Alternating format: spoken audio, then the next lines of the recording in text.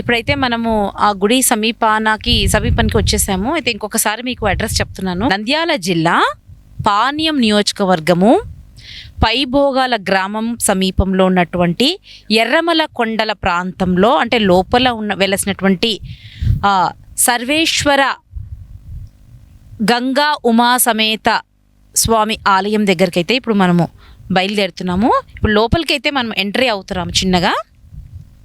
అయితే ఈ గుడి చాలా పురాతనమైనది అని చెప్పేసి ఇందాక మనం తెలుసుకున్నాం కదా. ఇందులో భాగంగా ఇప్పుడు అంటే ఈ 4 సంవత్సరాల్లో ఈ గుడి కొంచెం అభివృద్ధి, అంటే ఇప్పుడు మీకు కనిపిస్తున్న దారి, ఇది వరకు ఈ దారి కూడా లేదు అసలుకు. ఇప్పుడు అంటే ఎవరో మౌత్ పబ్లిసిటీ ద్వారా తెలుసుకున్న భక్తులు మాత్రమే ఇక్కడికి వచ్చి స్వామివారిని దర్శించుకుంటున్నారు. అలాగే ఇక్కడ ఈ గుడి అభివృద్ధిలో భాగంగా కొంతమంది దాతలు కూడా మనకు ఇక్కడికి వస్తున్నారు. నేను వాళ్ళ గురించి కూడా మీకు క్లుప్తంగా తెలియచేస్తాను. చూస్తున్నాం ఇక్కడ ఇంకా మనకు డెవలప్మెంట్ అవ్వాల్సి ఉంది. ఈ కొండల్లోనే మనకు ఈ దారిని పెట్టారనమాట, కనుక్కున్నారు. ఇది వరకు ఈ దట్టమైన అడవిలో ఈ దారిని కనుక్కోవాలంటే చాలా ఇబ్బంది అనమాట. సో ఇప్పుడు మనం లోపలికి ఎంట్రీ అయిపోతున్నాము. ఇక్కడ ఇంకో ప్రత్యేకత ఏంటంటే స్వామివారికి అస్సలు వెలుగు అనేదే ఉండదంట. మొత్తం ఆయన ఉన్నటువంటి స్థలము మొత్తం చీకటే. ఒకవేళ ఎవరైనా కూడా వెలుగు కల్పించాలి అనే ఒక ఆలోచన ఉన్నా కూడా అది విరమింప చేసుకోవాల్సిందే, కానీ కంటిన్యూ అయితే అవదు అని ఇక్కడ ఉన్నటువంటి నమ్ముకున్న భక్తులైతే మనకు చెప్తున్నారు.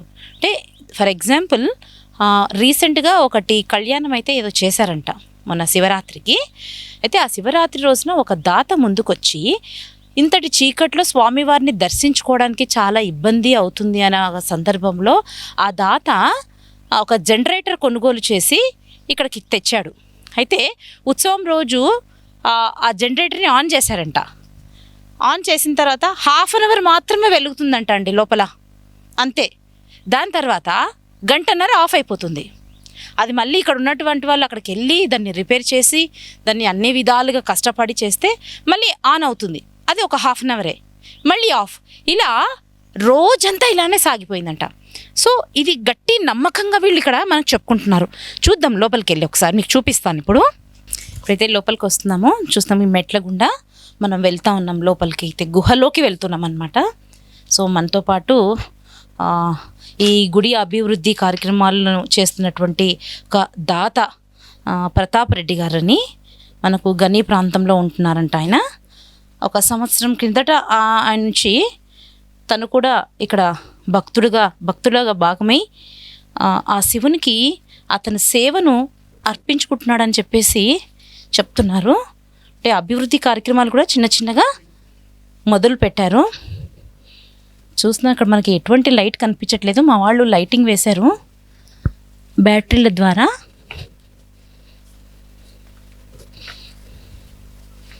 ఇక్కడ మనం చెప్పులు కూడా పాదరక్షకులు కూడా ఏమి చూస్తున్నారు కదా, అసలు ఇంత చిమ్మ చీకటి దారి మరి ఎటు తీసుకుపోతుందో అన్నది చూడాలి, చూపిస్తాను.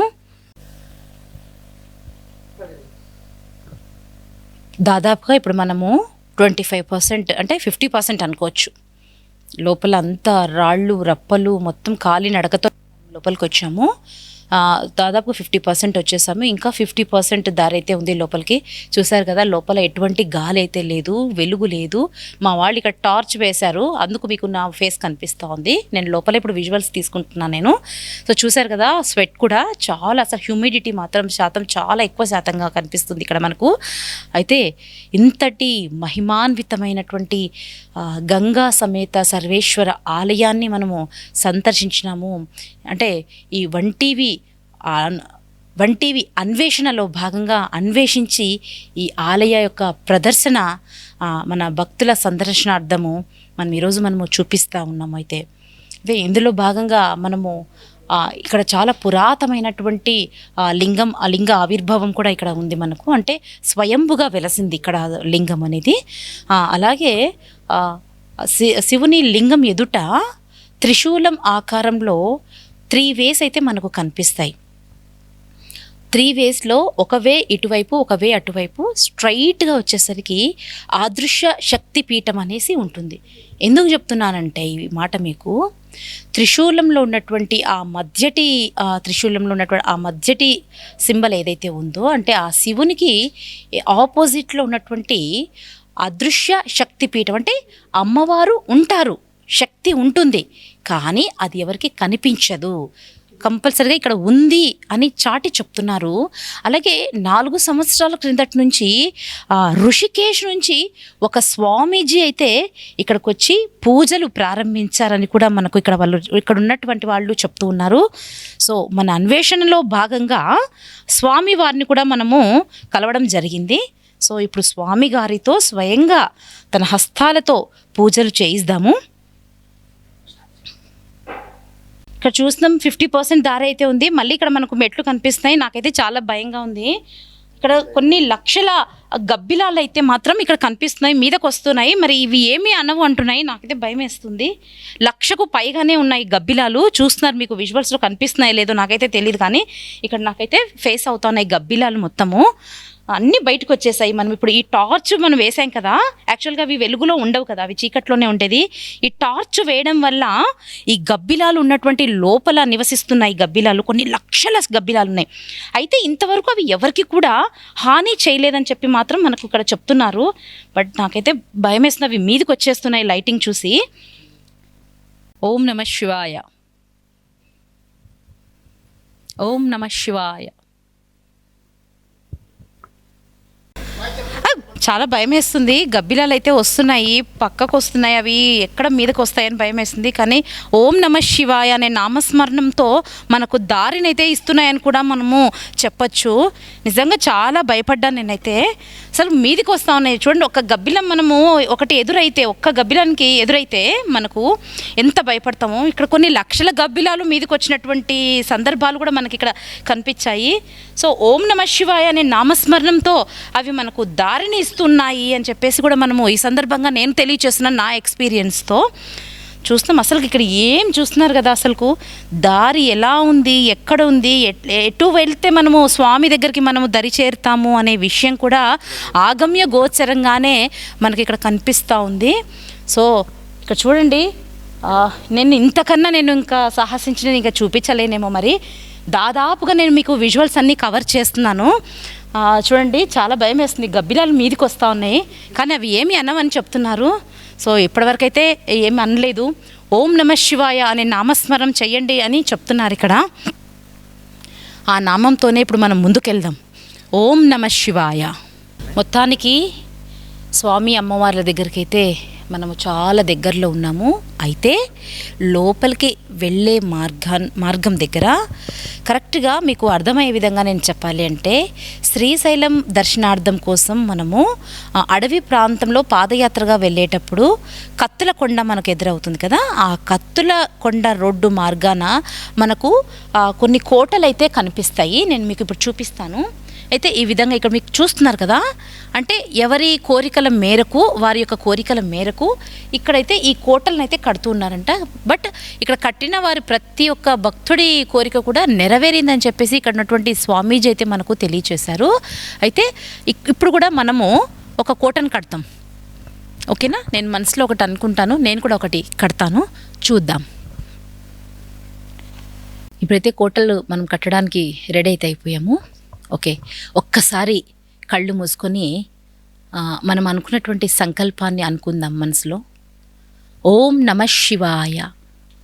సర్వ పాపహరణ ఉమా గంగా ఉమా సమేత సర్వేశ్వర ఆలయం సమీపాన ఉన్నటువంటి భక్తులందరూ కూడా సుభిక్షంగా, సురక్షంగా, ఆయురారోగ్యాలతో, సుఖ సంతోషాలతో, అష్టైశ్వర్యాలతో విరాజల్లాలి అని చెప్పేసి అందులో భాగంగా ఈ యొక్క స్వామివారి ఆలయం ఇంకా అభివృద్ధి చెంది భక్తుల సందర్శనార్థం, భక్తుల మేరకు నిజంగా ఇదొక పవిత్రమైనటువంటి స్థానంలో మనం ఉన్నాము. ఈ పవిత్రమైనటువంటి స్థానంలో మన సంకల్పాన్ని మనము అనుకుందాం. అనుకొని ఒక కోటనైతే కడదాం. ఇప్పుడు సంకల్పం అనుకుంటున్నాను, కోటను కడుతున్నాను ఇప్పుడు. ఓం నమః శివాయ. ఓం నమ శివాయ.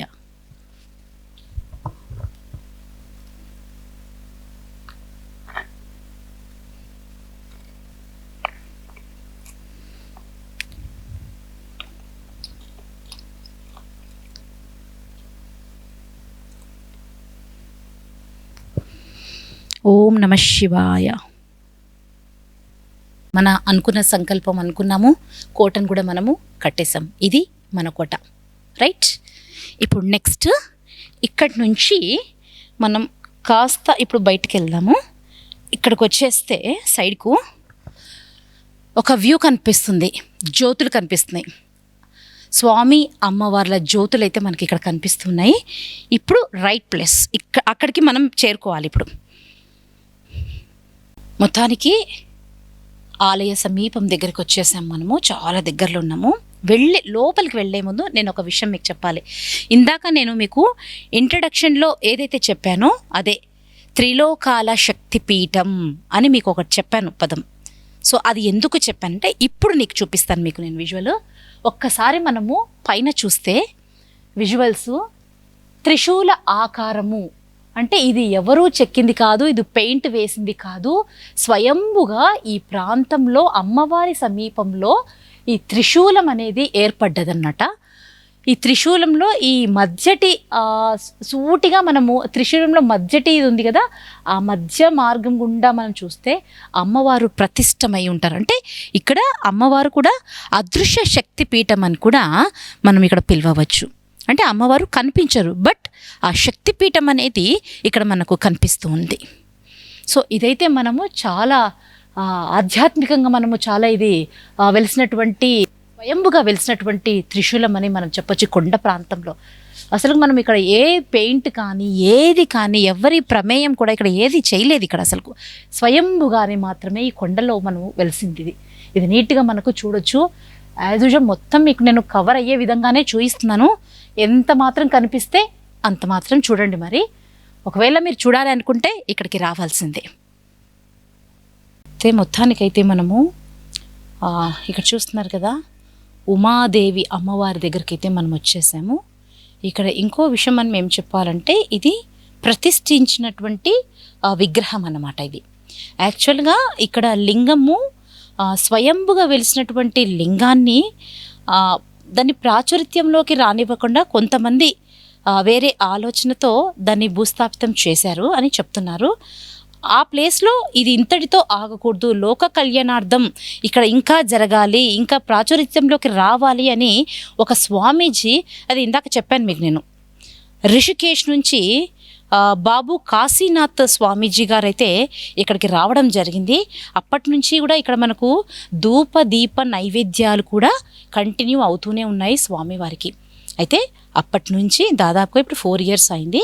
ఆ స్వామీజీ గారు వచ్చినప్పుడు ఇక్కడ ఎటువంటి అభివృద్ధి అయితే ఏమీ లేదు. అతను వచ్చిన తర్వాత ఇక్కడ జస్ట్ చూడ్డానికి వచ్చాడంట, అంతే.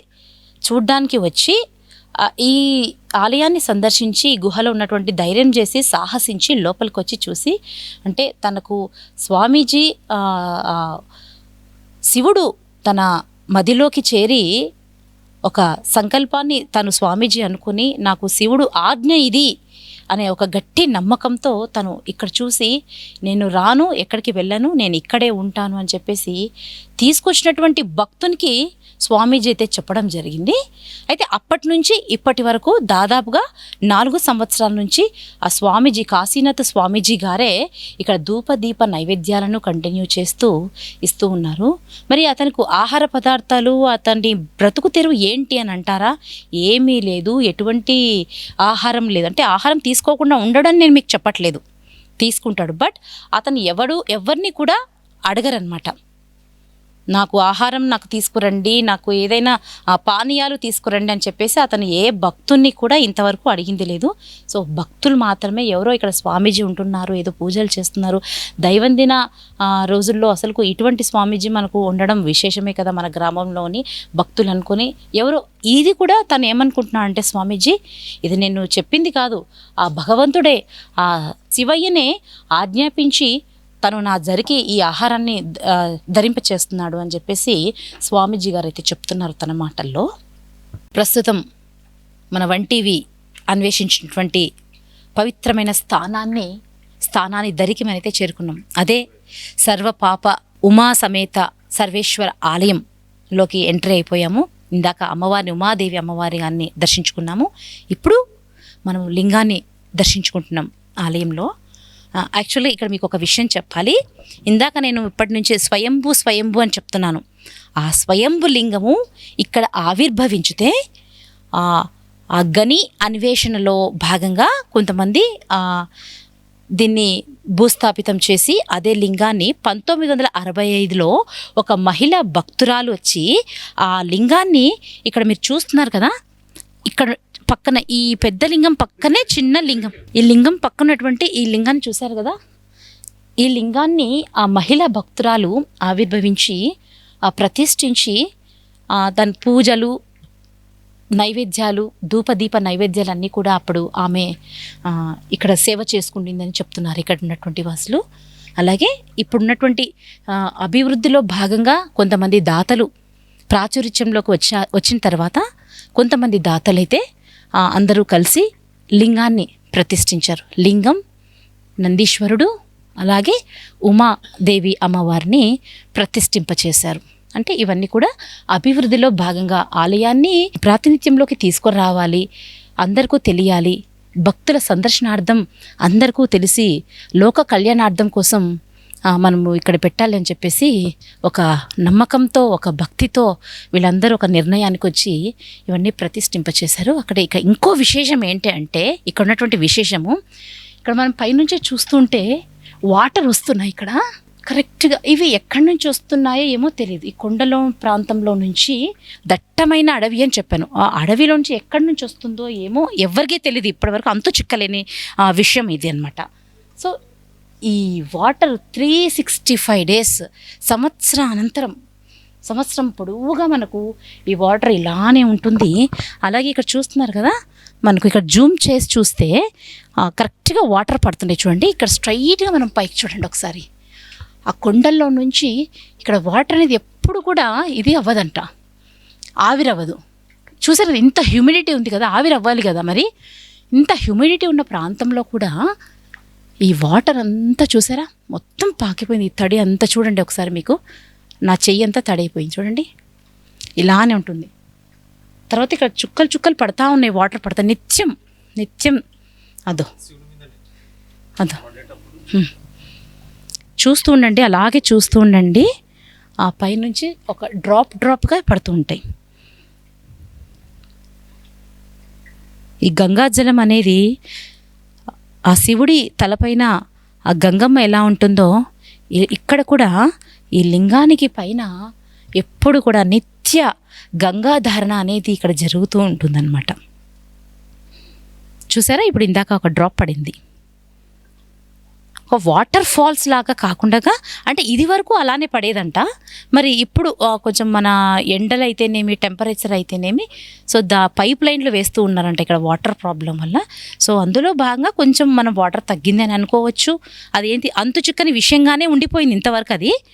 సో ఇప్పటికైతే మాత్రం డ్రాప్గా నిత్య జలధారణ అయితే లింగానికి అయితే మనకు కనిపిస్తూ ఉంది. ఇక్కడ చాలా విశేషమైనటువంటి భక్తి అయితే ఇక్కడ భక్తులకు ఉంది. ఇక్కడ ఒక ప్రగాఢ నమ్మకాన్ని అయితే వీళ్ళు నమ్ముతున్నారు. నిజంగా ఇక్కడ స్వామివారు ఇక్కడ కొలువై ఉన్నారు, ఇక్కడ కోరిన కోరికలు కొంగు బంగారం అవుతుంది వాళ్ళకు అని చెప్పేసి ఇక్కడ ఉన్నటువంటి భక్తులు కూడా మనకు చెప్పారనమాట. గబ్బిలాలు చాలా ఉన్నాయి ఇక్కడ చూస్తున్నాం. ఇక్కడ చాలా భయంకరంగా ఉంది కదా, గబ్బిలాలు చూస్తున్నాం. నాకు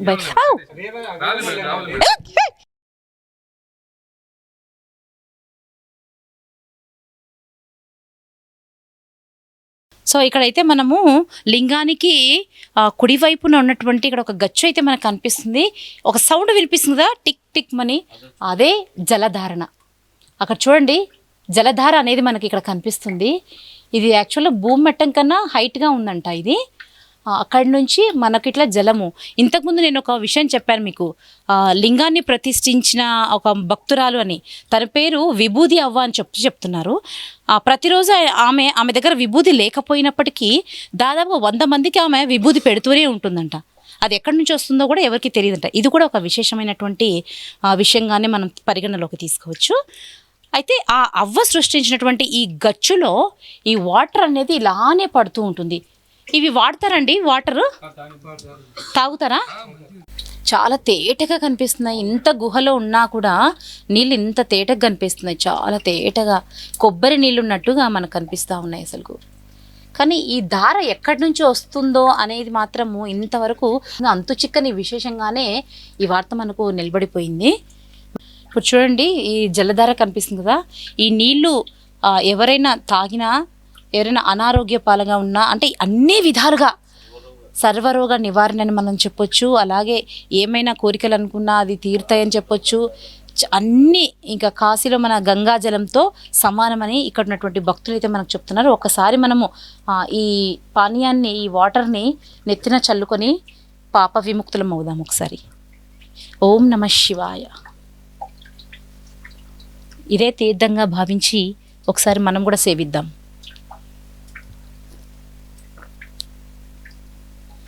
నిజంగా అసలు ఎంత తీయగా ఉన్నాయంటే నిజంగా కొబ్బరి నీళ్ళు తాగినట్టుగా ఉన్నాయండి ఈ వాటర్. అసలు చాలా స్పష్టంగా, చాలా నీట్గా ఉన్నాయి, తీయగా ఉన్నాయి వాటర్ కూడా. అసలు ఎంతటి మహిమ చూశారు కదా. అసలు ఆ భగవంతుడు అనుకోవాలి కానీ ఏదైనా సృష్టించగలడు. ఓం నమః శివాయ. నమః శివాయ.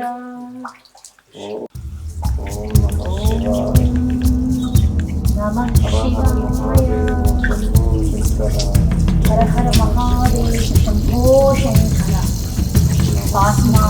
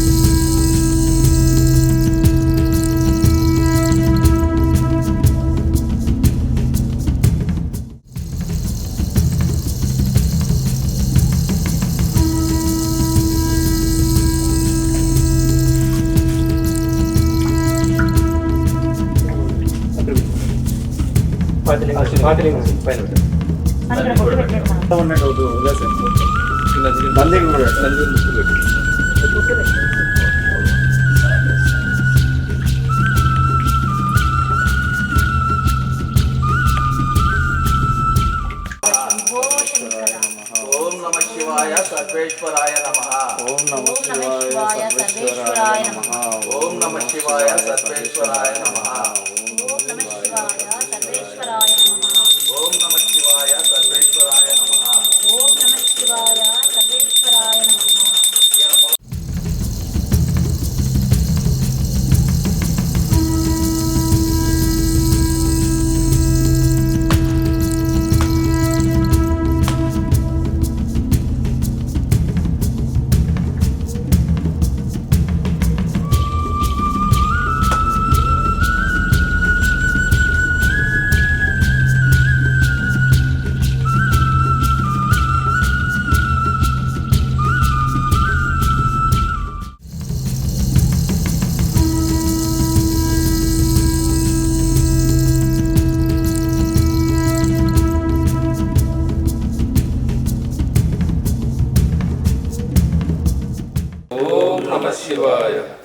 సర్వేశ్వరాయ నమః.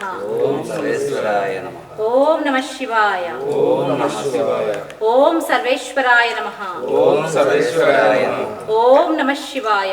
ఓం నమః శివాయ. ఓం సర్వేశ్వరాయ నమః. ఓం సర్వేశ్వరాయ నమః. హర హర మహాదేవ్. ఓం సోమేశ్వరాయ నమః. ఓం సోమేశ్వరాయ నమః. ఓం నమః శివాయ. ఓం నమః శివాయ. ఓం సోమేశ్వరాయ నమః. ఓం సోమేశ్వరాయ నమః. ఓం నమః శివాయ. ఓం నమః శివాయ. ఓం సోమేశ్వరాయ నమః. ఓం సో-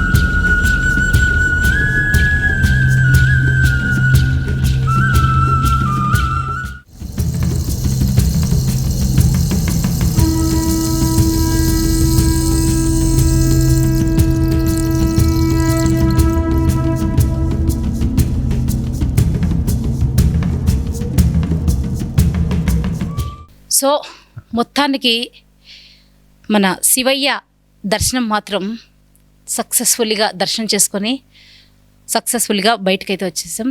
ఇదంతా చూస్తుంటే మనకు ఒక స్టంట్ లానే అయిపోయింది. మనకు ఒక స్టంట్ని పూర్తి చేసుకొని విజయవంతంగా బయటకు వచ్చేసాము.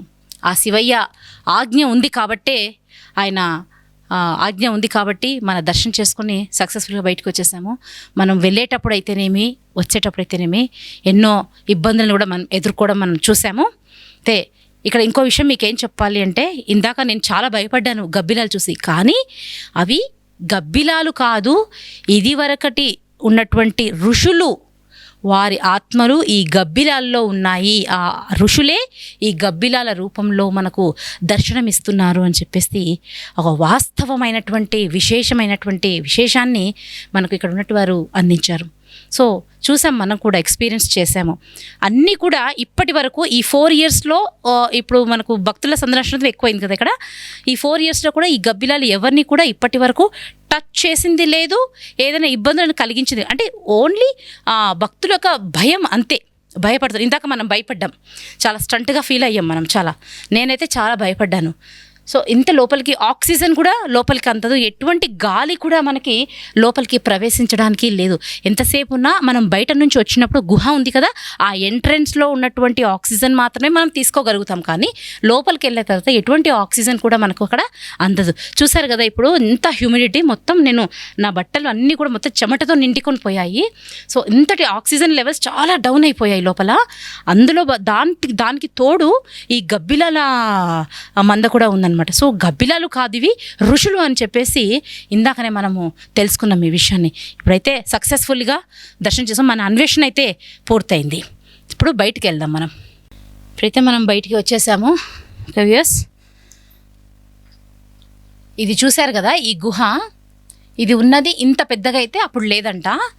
దీన్ని ఇలా వంగి లోపలికి ప్రవేశించేవారట అప్పటి భక్తులు. అయితే ఇప్పుడు ఇది ఇంత పెద్దగా ఎందుకు అయిందని అనుకోగలరు. దీన్ని తరగదీయడానికి రాదని చెప్పేసి ఇక్కడ కింద భూభాగంలో ఏదైతే ఉందో మట్టి గడ్డలు ఏదైతే ఉందో అది తవ్వకం చేసి ఈ సైడ్లకు మొత్తము తవ్వకాల రూపంలో మొత్తం తీసేసి మట్టిని ఇక్కడ ఒక ద్వారాన్ని అనేది ఏర్పాటు. లేదంటే ఇది వరకు మనకు చాలా ఒక్క మనిషి మాత్రమే లోపలికి ప్రవేశించడానికి ద్వారం అంతే.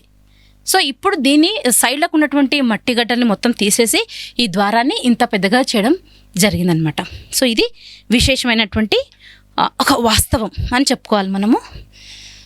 ఇప్పుడు మనకు ఆక్సిజన్ లెవెల్స్ అయితే అందుతున్నాయి, చూస్తున్నారు కదా. ఇప్పుడు మెల్లిమెల్లిగా పైకి వెళ్దాం. ఇప్పుడు మనమైతే ఆలయంలో పూజలు, ధూపదీప నైవేద్యాలు అన్నీ సమర్పించి మన స్వహస్తాలతో పూజ చేయడం నిజంగా నేను ఏ జన్మలో పుణ్యం చేసుకున్నానో ఈరోజు నేను సాక్షాత్తు మన చేతులతోనే సాక్షాత్తు ఆ మహాశివునికి పూజ చేయడం మనకు దక్కింది. దాని తర్వాత మనం బయటకు వచ్చేసాము. ఇక్కడ ఒక మనకి ఆ గుహలాగా కనిపిస్తుంది ఇక్కడంతా. ఇది ఏంటి అంటారు, ఇది ఒక గుహ. అయితే మీకు ఇదివరకు నేను ఒక విషయం చెప్పాను. రిషికేశ్ నుంచి బాబు కాశీనాథ్ స్వామీజీ గారు శివయ్య ఆజ్ఞ మేరకే నేను ఇక్కడికి రాగలిగాను అని చెప్పేసి ఒక వాస్తవమైనటువంటి మాటను చెప్పారు. అయితే ఇందులో భాగంగా ఆ స్వామీజీ గారు అంటే 4 years బ్యాక్ 3 years బ్యాక్ తను ఇక్కడికి వచ్చారు. స్వామీజీ గారు ఎక్కడ కూడా ఇక్కడ నివసించడానికి తను ఎటువంటి ఇక్కడ గృహాలు అయితేనేమి, ఏ షెల్టర్ అయితేనేమి ఏమి కూడా ఇక్కడ అందుబాటులో లేవన్నమాట. సో దట్టమైన అడవి ప్రాంతం ఇది. సో ఇదే నా గృహము అని చెప్పేసి ఇక్కడ మనకు ఆయన నివసిస్తూ ఉన్నాడు. దాని తర్వాత ఒక 6 నెలల క్రితము ఈ గుడిని అభివృద్ధి చెయ్యాలి అనే ఒక సంకల్పంతో దాతలు ప్రతాప్ రెడ్డి గారైతేనేమి, శివారెడ్డి గారైతేనేమి, ఈశ్వరయ్య గారైతేనేమి ఇలా కొంతమంది దాతలైతే ముందుకొచ్చారు స్వామి సేవకు కృపలు కాగలరని.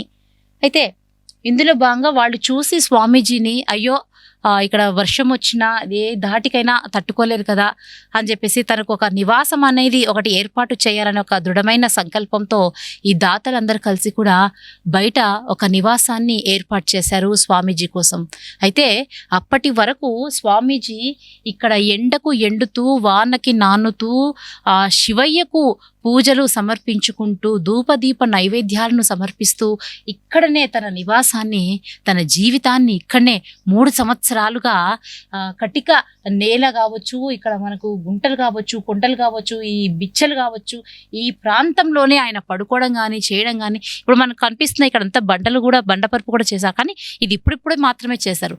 స్వామీజీ వచ్చినప్పుడు మాత్రం ఇదంతా ఏమి లేదు, తను ఇక్కడే నివాసం ఉండేవారు అని చెప్పేసి కూడా ఇక్కడ ఉన్నటువంటి భక్తులు మనకి చెప్తూ ఉన్నారు. ఓకే, మరి అయితే ఇక్కడ మనము ఇంకొక విషయం కూడా చాలా విశేషంగా చెప్పుకోవచ్చు. అది ఏంటంటే మనము ఏకాగ్రతంగా నిర్మానుష్య స్థానంలో లోపల ఇప్పుడు మనము దర్శనం చేసుకొని బయటకు వచ్చాం కదా, అక్కడ ఆ గుహలో ఏకాగ్రతగా మనం కూర్చుంటే ఎవరు భక్తులు లేకపోయినా, మనుషులు లేకపోయినా అక్కడ భజన కానీ అలాగే కొన్ని ధ్వనులు మనకు తెలియని సప్తస్వరాలు అని అంటాం మనం. ఇక్కడ హంపిలో వినిపిస్తుంది మనకు అది సప్తస్వరాలు అని చెప్పేసి, స్తంభాల్లో మనం స్వరాలు వింటూ ఉంటాం. సేమ్ అలాగే ఇక్కడ మనం ఏకాగ్రతగా కూర్చుంటే భజన శబ్దాలు, అలాగే ఆ లింగం శబ్దము, ఏదైతే శంఖం ఉంటుందో ఆ శంఖంలో మనం ఎలా ఊదుతామో అలాంటి శబ్దాలు వస్తాయని చెప్పేసి ప్రత్యక్షంగా ఇక్కడ చూసినటువంటి భక్తులు కూడా మనకు ఈ విధంగా చెప్పారు. అది ఖచ్చితంగా వస్తుందంట, కానీ ఏకాగ్రతతో కూర్చోవాలి. అది 10 నిమిషాలు అవ్వచ్చు, 1 రోజు అవ్వచ్చు, 2 రోజులు అవ్వచ్చు. ఆ శబ్దం మాత్రం ఖచ్చితంగా, భజన శబ్దం ఖచ్చితంగా వినిపిస్తుందంట. ఇదొక మనం విశేషంగా మనం చెప్పుకోవాల్సినటువంటి విషయం. చూశారు కదా, ఎర్రమల కొండల్లో వెలిసినటువంటి శ్రీ సర్వ పాపహరణ గంగా ఉమా సమేత సర్వేశ్వర స్వామి ఆలయాన్ని మనం ఇందాక మొత్తం సందర్శించడం అయితే జరిగింది మన అన్వేషణలో భాగంగా, వంటివి అన్వేషణలో భాగంగా. అయితే ఇక్కడ మనకు ఎన్నో వింతలు జరిగాయి, విశేషాలు జరిగాయి, అన్నీ తెలుసుకున్నాం. మనం స్వయంగా మనమే లోపలికి వెళ్ళి ఒక స్టంట్గా వెళ్ళి సక్సెస్ఫుల్లీగా మనం బయటకు వచ్చాము. అలాగే ఆ శివయ్యకు మన స్వహస్తాలతోనే పూజలు కూడా జరిపించారు. అదేవిధంగా ఇప్పుడు ఈ గుడి యొక్క అభివృద్ధికి అయితేనేమి, భక్తులకు వచ్చిన భక్తులకు వారి యొక్క మంచి చెడులు అంటే ఏవైతే వాళ్ళ అవసరార్థం కోసము ఏవైతే అవసరమై ఉంటాయో అవి కొంత మేరకు అంటే దాతలు ముందుకొచ్చారు. ఆ దాతలో మొదటి దాతనే ఇవాళ మనతో ఉన్నారు. సో మనము వచ్చేటప్పుడు ప్రతాప్ రెడ్డి గారు మనకు కనిపించారు, తను చెప్పారు తన మాటలో. సో తను తీసుకొని ఇప్పుడు మనము ఈ ఆలయం దగ్గరికి అయితే వచ్చాము. సో ఈ విశిష్టత ఏంటి, అసలు ఈ వింత ఏంటి, ఈ ఆచారం ఏంటి అనేది తన మాటల్లో అడిగి తెలుసుకుందాం. నమస్తే సార్. నమస్తే మేడం. అసలు ఏంటి ఇందాక మేము వచ్చాము, బయట నుంచే చూసుకుంటూ వచ్చాము. అసలు ఇక్కడ ఒక ఆలయం ఉందని తెలుసు, అంటే మౌత్ పబ్లిసిటీ చేసి తెలుసుకోవడం మాత్రమే ఉన్నారు జనాలు. అందరికీ అంతగా ఇదిగా తెలీదు. ఒక మహాక్షేత్రంగా అయితే ఎవరికి తెలియదు. ఇది మహాక్షేత్రం కూడా అనుకోకూడదు దీన్ని. అసలు చాలా ఒక వైవిధ్యమైనటువంటి భక్తితో ఉన్నటువంటి శివయ్య లోపల కొలువై ఉన్నాడు. అసలు ఇది ఎలా గుర్తించారు, ఎవరు గుర్తించారు, ఎప్పుడు గుర్తించారు, ఈ ధూపదీప నైవేద్యాలు ఎప్పుడు మొదలు పెట్టారు, అసలు ఏంటి ఈ విశేషం ఏంటి, మీరు దాతగా ఎప్పుడు ముందుకు వచ్చారు? ఇప్పుడే విన్నాం మేము బయట భక్తులు, ఇక్కడ బయట ఒక గ్రామం అయితే ఉంది మనకు, ఆ గ్రామంలో కొంతమంది కూడా చెప్పారు ఇలా ప్రతాప్ రెడ్డి గారు దాతగా ముందుకొచ్చి అభివృద్ధి కార్యక్రమాలు ఇప్పుడు మెల్లమెల్లిగా మొదలు పెట్టారు, ఆయన ద్వారానే కొంచెం వెలుగులోకి వచ్చింది ఈ ఆలయం అని అయితే చెప్పారు. సో ఏంటి దీని గురించి మా ప్రేక్షకుల కోసం మీ మాటల్లో? 1965 సంవత్సరంలో యూదవ్వ అని ఒక మహిళ మేడం, అంటే మేము అప్పుడు ఇంకా పుట్టలేదు, 76 నేను, మా జేజీ వాళ్ళ టైంలో ఇక్కడ వచ్చి ఒక 1965 సంవత్సరం నుంచి 84 సంవత్సరం వరకు ఇక్కడ ఉంది మేడం. ఆమె ఇక్కడ సేవ చేసుకుంటూ ఇక్కడ ప్రకృతి సిద్ధంగా వెలిసినటువంటి ఈ గుహ సప్త గుహల సంగమేశ్వరం ఏదో మేడం ఇక్కడ ఆమె సేవ చేసుకుంటూ దీప నైవేద్యాలను చేసుకుంటూ ఇక్కడ ఉంది మేడం. తర్వాత ఆమె 1924లో మా గని గ్రామానికి వచ్చి అక్కడ ఉంది మేడం. తర్వాత అక్కడ ఆమె కొన్ని స్థలాలు ఇచ్చి ఒక గుడి రామాలయము ఈశ్వరాలయం కట్టించింది మేడం.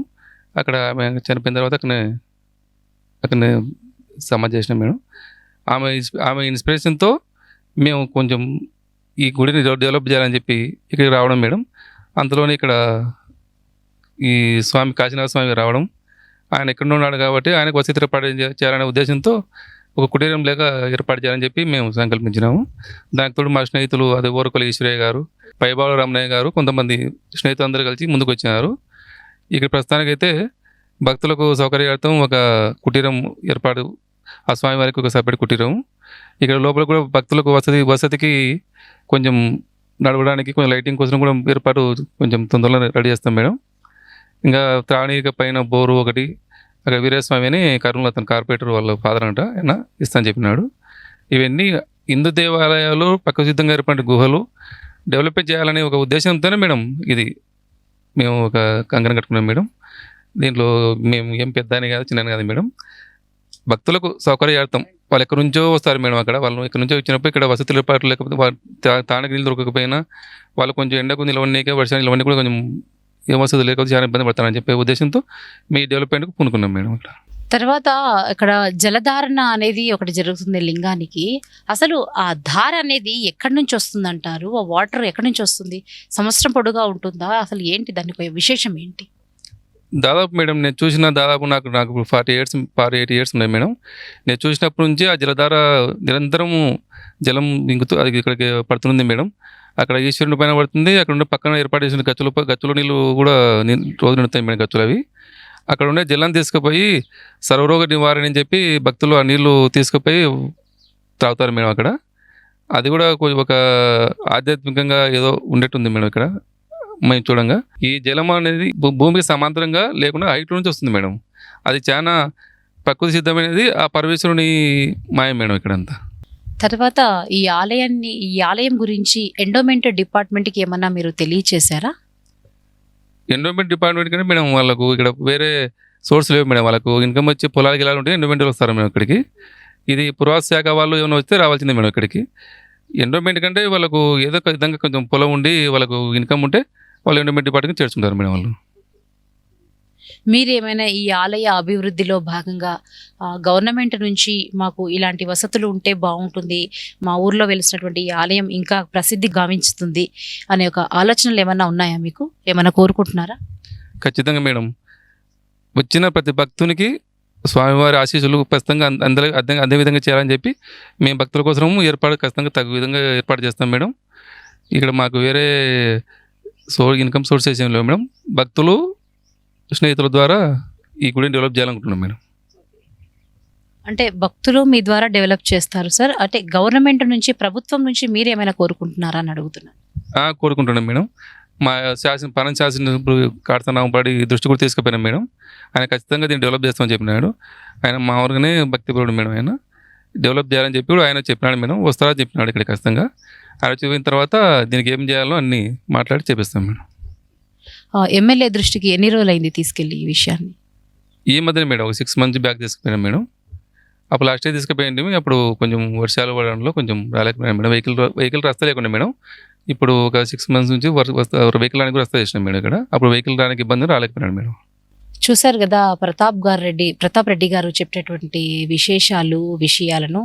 అయితే ఈ గుడిని ఇంకా మేము అభివృద్ధి చేయాలని అనుకుంటున్నామని చెప్పేసి మన టీవీ అన్వేషణ ద్వారా వీరైతే ప్రగాఢంగా వాళ్ళు కోరుకుంటున్నారు. అయితే ఇందులో భాగంగానే ఈ అభివృద్ధి కార్యక్రమాలు కేవలం ఇప్పటి వరకు తను యొక్క మిత్రులు, బంధుమిత్రులు వీరితో పాటు మాత్రమే మేము వీళ్ళ యొక్క ఇదితో పాటు మాత్రమే వీళ్ళ హెల్ప్ వల్లనే మేము ఇది వరకు ఈ రోజు మేము చేయగలుగుతున్నాము అని చెప్తున్నారు. అయితే ఇక్కడ కేవలము మొన్న జరిగినటువంటి రీసెంట్గా ఒక శివరాత్రి రోజు ఇక్కడ కళ్యాణోత్సవం కూడా జరిపించారంట. ఆ కళ్యాణ కట్ట వచ్చేసి కూడా లక్ష్మీదేవమ్మ అని చెప్పేసి ఒక భక్తురాలు ఆ కళ్యాణ కట్టకు దాతగా నిలిచారని చెప్తున్నారు. అలాగే దాదాపు ఆ రోజు శివరాత్రి రోజు కళ్యాణోత్సవం కూడా జరిపించారని చెప్పేసి కూడా మనము విన్నాము. అయితే ఇందులో భాగంగా ఇంకా మేము అభివృద్ధి కార్యక్రమాల్లో ముందెళ్ళాలి, మా ఆలయము ప్రసిద్ధి గావించాలి అనే ఒక దృఢమైన సంకల్పంతో మేము, మా ఊరి ప్రజలు, మా గ్రామ ప్రజలందరూ కూడా మేము మా ఎమ్మెల్యే దృష్టికి అయితే తీసుకెళ్ళాము. తను కూడా సానుకూలంగా స్పందించారని చెప్పేసి తన మాటల్లో అడిగి మనం తెలుసుకున్నాము. సో కెమెరామ్యాన్ విజయ్ మోహన్తో రాధారెడ్డి, 1TV న్యూస్, కర్నూలు.